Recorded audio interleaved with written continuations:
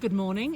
Here we are today at Hart Leisure Centre with another one of our heart-to-heart chats with Glyn.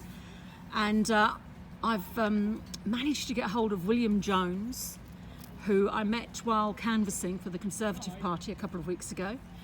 And I thought it would be a nice thing to do to interview the youth. I really would like, I think it's a nice thing to do to interview somebody who's young and who has an interest in politics. William attends Farnborough College, where he's reading modern history, geography and politics, which he tells me really do fit together very well. And then he's hoping, this is going into his second year now, but then he's hoping to go to Exeter or Durham. I think my first question, William, is why the Conservatives? I think the Conservative Party has values that I think young people can relate to. I think it should, in theory, be the natural party of young people. The Conservative Party stands for freedom, really. It gives you your own choices, keep more of your own money, give you opportunities to work. If you look at some of the things that this government has done for young people, I think it's done some really good things. If you see the rise of apprenticeships, I think this government's been vital to giving people an alternative to university, which I think's giving people more options. It's not pressuring down one path. Yeah. We've seen, I think, 1.9 million more children in good or outstanding schools since we took office in 2010. I think our track record shows some really positive things for young people. Youth unemployment, lowest in Europe. I think they should really be the natural party of young people based on their values and the actions that they've taken in office. Well, I think that's, I agree with you, obviously. Yeah. But what I find interesting too is that you go to Farnborough College and they do a politics debate, society, every Friday, which you say is a really healthy debate. Yeah. And I think given our penchant nowadays for social media and for being so disrespectful to people of another viewpoint, it must be great for you to be part of that mix of ideas and people talking to each other passionately but with respect. Yeah, definitely. I think it's easy nowadays you see it a lot with especially high-level politicians getting online abuse. That thing doesn't really happen face-to-face. People are much more respectful. They listen to your ideas, whereas on social media it's easy to just hear what you want to hear and live in an echo chamber, if you like, Isn't that the truth? of your own ideas. Whereas doing stuff like that, debating with a load of people, more backgrounds too. Exactly. Really passionate about politics. I think it's wonderful. Yeah, so it gives you an opportunity to hear a huge amount of views. If you disagree with them, then fair enough, but it gives you a different perspective on your own views as well, listening to how they might affect someone else in a different position. And also what's happened in their lives to give them their belief system. Exactly, yeah. So I think that's also very important.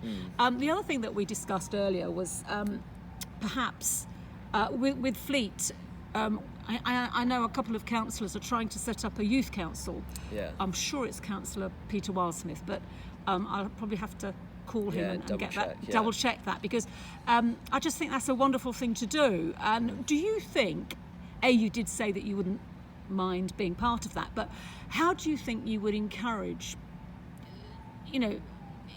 young people your age, between the 16 to 20 age group, getting to be on part of Fleet Council, to have a youth council? How would you do that? I think awareness in schools and social media, get the word out. Give a reason why it would be beneficial. Make it mean something. Don't just have it for the sake of having a youth parliament or council, Yeah, make your or voice whatever, you know. heard. Exactly. Give it some meaning. Make their views actually mean something. Well, you know I what think mean? that leads on to my next question, because we've all heard, obviously, recently about the tyre slashings in and around Fleet. Yeah. And there's been other incidences where the youth have been blamed. No, there's no proof, Yeah. but where youth have been blamed naturally. for these issues. And we discussed that. And you said that sometimes perhaps you think that the schools should be more involved in this. Yeah. And why do you think that?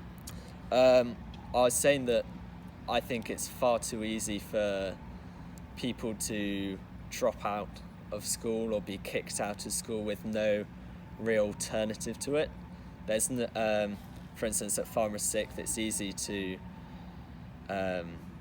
be kicked out within weeks if your attendance is too low.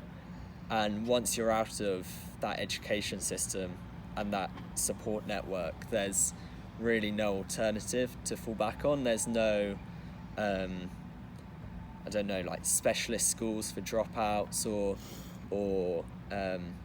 Another alternative for people to get involved in. yeah, exactly, volunteering or jobs or Volunteering, I think, is a passion of mine. But Yeah. I think you said that, and I think this is a real key thing, that Farnborough College has 17 counsellors, and yet you personally don't know of anybody who would have No. perhaps gone and spoken to No. somebody for help. No. I think there is almost a stigma around going to get help. Even and that's interesting, because even though depression and all anybody's problems are so readily discussed nowadays, Yeah. much more so than when I was your Yeah. age. You never talk about it, never. Yeah. But nowadays it's so open to discuss whether you're depressed, whether you're not getting the grades, and yet you're still thinking there's a stigma attached.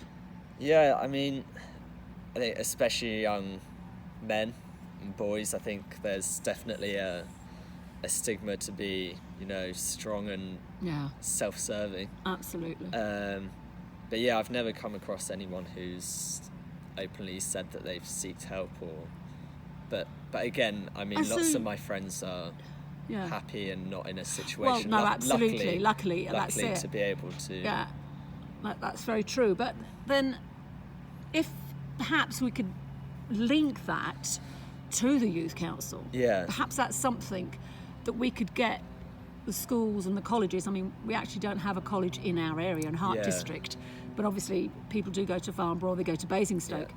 But perhaps that's something the youth council could get on board with, is to, Yeah. I don't know, identify ways on how to help these people, because I think we discussed it. It depends, what backgrounds are. People Yeah. find it very easy, I think, to blame parents, and they always think, well, like, what's right from wrong. Yeah. And in the case of these slash tyres, you did wrong knowing you were doing wrong.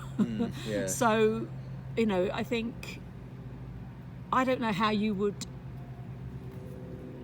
Lots of people out there do, but I personally don't. Wouldn't know. I haven't got a crystal ball. I don't know how you would teach children to continue to do right from wrong, to know what's right from wrong, because they do, Yeah. but they want to do Yeah, wrong. I mean, I think there's been a whole bunch of things in the news recently about youth crime and the policing of it, and how there's people now who just aren't afraid of the police or No, the not at all. judicial system. No. I think do some political playing. I think Boris Johnson has hooked onto that. I think Yes, he has, We're yeah. seeing 20,000 more police officers on the street. We're seeing harsher sentencing, more stopping and searching. I think. Well, he's going to that's- have to build more prisons if yeah, that carries yeah. on. and he's Yeah. said 10,000 more prison places as well. So I think that's a step in the right direction, but obviously that's a national scale. We now need to look at how to bring that into a more local perspective. Into a local perspective, yeah. And I think we do need more police. I mean, we don't really see too many police around here. I think you look at the stats for Hart, it's on paper a very safe area. So when something like this does happen, it's very out of the ordinary and it gets a lot of attention. and people obviously want answers. So it's how to look at bringing these national policies down to a local level, I think. I couldn't agree with you more. I think it's very easy to say we don't see the police. Yeah. And we don't. And I'm a great exponent of PCSOs. I used to like it when we had more of those on the street. It was nice. They really were good because they'd walk around locally. They'd speak to anybody and everybody, and their information sometimes was very, very good. So hopefully going forward, this will improve. I mean, there's been a lot of councillors have got involved in this. The leader of the council, Councillor Steve Forster, they've been speaking to the police. So I think it's gotten the highlighting that it needed. It has, I'm going to finish there, William, because I think that we've done very well, and I'd really like to say thank you to you for your That's all right. No, thank you. input onto this. But I'll see you at Freshers Week, because I've been invited to Farnborough College to come and have a look and to have a chat and to be at one of your debating days. So I'm really, really looking forward to that, and I wish you the very best of luck. Thank you. Thank you.